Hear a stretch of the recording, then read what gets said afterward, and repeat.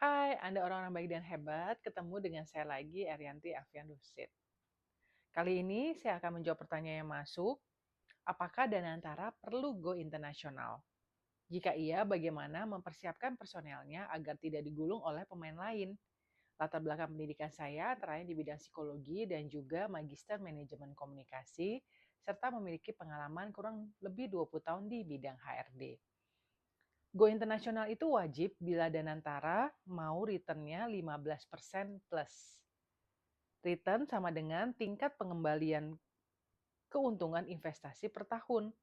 15% plus artinya tiap tahun uangnya nambah 15% atau lebih. Kalau cuma main di Indonesia, uang sebesar 14.000 triliun itu kebanyakan. Pasar kita nggak bakal menyerap semua. Tapi go global itu seperti naik kelas. Lawannya seperti KKR, Temasek, GIC, atau Blackstone. Blackstone dan KKR perusahaan private equity terbesar di dunia. Kerjanya beli perusahaan, kemudian dibagusin, lalu dijual lagi dengan untung yang besar. Temasek Holdings, dana kekayaan negara Singapura. GIC, Government of Singapore Investment Corporation. Perusahaan investasi pemerintah Singapura, sekali salah langkah bisa rugi puluhan triliun. Apa yang harus dipersiapkan Danantara sebagai lembaga?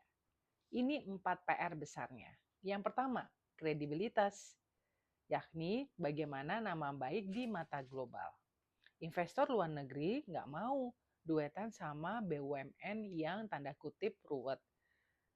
Kemudian, rating dan audit internasional, International Financing Report Standards, standar pelaporan keuangan internasional, aturan pembukuan yang dipakai di seluruh dunia.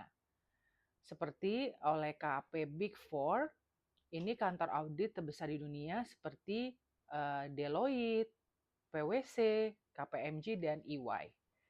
Standard dan Poor's dan Moody's, yakni Moody's Investor Services, lembaga pemberi kredit, tugasnya ngasih nilai dari A triple sampai dengan D, seberapa aman Danantara. Yang kedua, tata kelola kelas dunia. Dewan direksi sama dengan pimpinan tertinggi perusahaan yang menjalankan operasional. Minimal 30% asing profesional, biar pasar percaya ini bukan dana politik. Ketiga, legal entity di luar. Badan hukum resmi perusahaan di negara lain, buka kantor di Singapura, London, New York City, bisa jadi tanda tangan deal pas jam kerjanya di sana. Kemudian PR yang kedua, kemampuan deal. Ini sebagai ototnya dari akuisisi. Akuisisi ini adalah membeli perusahaan lain, beli perusahaan di luar, beda sama bangun proyek di negara Republik Indonesia. Yang harus disiapin adalah tim dan timnya ini untuk merger dan acquisition global, ya. Bagaimana penggabungan dan akuisisi perusahaan. Kemudian bagaimana melakukan due diligence, proses cek kesehatan perusahaan secara detail sebelum dibeli, cek keuangan, hukum, dan juga pajaknya. Ini orang yang berada di tim ini gajinya bisa sangat mahal, bisa satu orang mencapai 5 miliar per tahun. Kemudian jaringan bankir dekat sama misalnya Goldman Sachs, kemudian JP Morgan dan Citi, bank investasi global. Karena deal kurang lebih 90% jalurnya lewat mereka. Kemudian nggak takut rugi kecil buat belajar, Danantara harus mulai dari investasi kecil, 50 sampai 100 juta USD dulu, kemudian baru nanti meningkat. Yang ketiga, bagaimana risk manajemennya. Rem biar nggak kebut-kebutan. Risk management ini adalah manajemen resiko. Pasar global itu bisa dikatakan itu wild ya. Satu hari bisa rugi 10% karena tweetnya misalnya dari Elon Musk.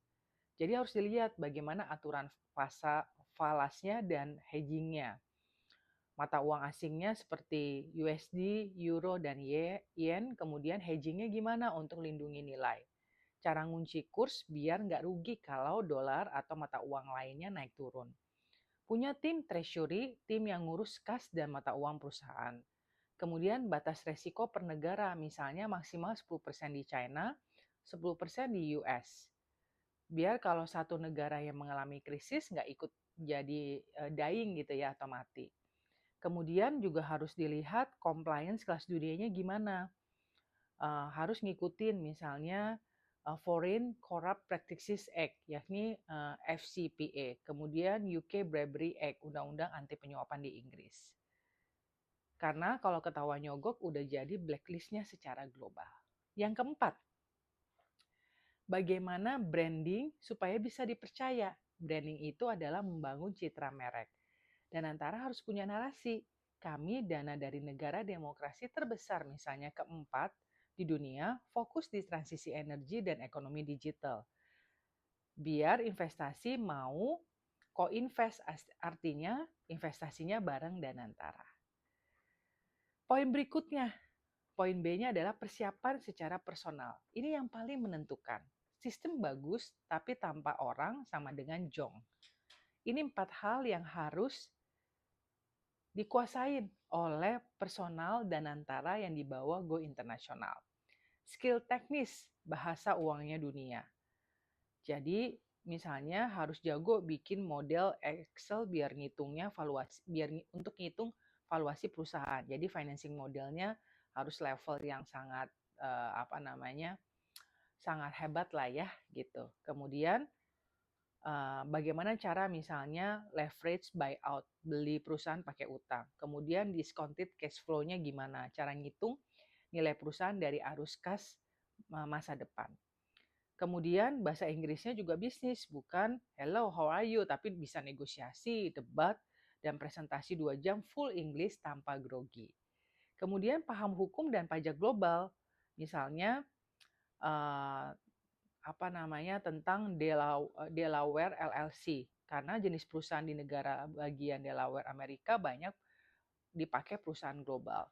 Kemudian bagaimana tahu juga tentang Singapura PTA Ltd.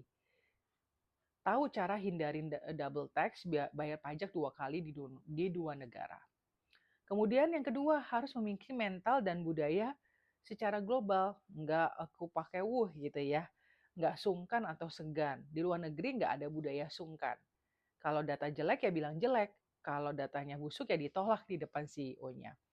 Kemudian harus punya kecepatan untuk mengambil keputusan. Karena nggak bisa nunggu tuh, seperti kalau misalnya berhadapan dengan Wall Street ya, pusat keuangan dunia di New York bisa 24 jam. Kemudian harus punya jaringan yang sangat luas. Berikutnya terkait dengan integritas. Ini adalah baju anti pelurunya. Ini yang paling penting. Di luar negeri godaannya bisa jadi 100 kali lipat. Ada yang nawarin fee misalnya sekian persen. Walaupun fee-nya kecil gitu ya. Tapi kalau dihitung ya nilai besar karena investasinya jumlahnya besar.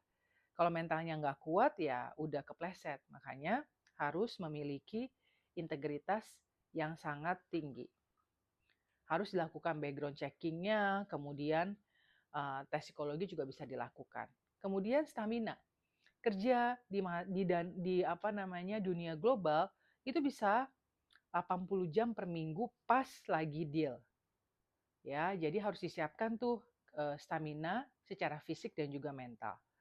Jadi kesimpulannya adalah kalau Danantara ini go global, artinya pindahin nih sepak bola dari Liga 1 ke Liga Champions. Itu analoginya. Yang disiapin lembaganya, nama baiknya, tim jagonya, dan rem yang pakem. Yang disiapin lembaga itu, yang disiapin personal apa? Skillnya harus ibaratnya tingkat yang luar biasa, mentalnya juga, mental baja, dan tentunya berintegritas. Kalau 2 hal itu siap, 14.000 triliun rupiah bisa menjadi bertambah terus atau beranak di luar negeri dan hasilnya dibawa pulang untuk bangun Indonesia. Demikian penjelasan dari saya. Terima kasih Anda orang-orang baik dan hebat telah mengikuti konten saya. Pastinya kita akan ketemu lagi. Salam Arianti Alfian Rusid.